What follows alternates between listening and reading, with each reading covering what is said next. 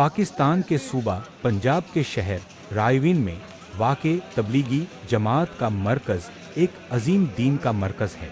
रात के वक्त यहाँ की कैंटीन का मंजर न सिर्फ खूबसूरत होता है बल्कि रूह पर भी असर डालता है। यहाँ रोज़ाना दुनिया के कोने कोने से हज़ारों और लाखों मुसलमान आते हैं और दीन की तालीम हासिल करते हैं। ये वही मुकाम है जिसे अल्लाह पाक ने दीन के फैलने का ज़रिया बनाया है। यहाँ आने वाले अफराद अपने अकीदे को मजबूत करते हैं, कुरान व सुन्नत की रोशनी में अपनी ज़िंदगी संवारते हैं और फिर अपने मुल्क जाकर दीन की रोशनी फैलाते हैं। वास्तव में ये मरकज़ तालीम, तरबियत, इत्तेहाद और अख़वत का गहवारा है। ये मरकज़ दीन के चराग को पूरी दुनिया में रोशन करने वाला अजीम प्लेटफार्म है।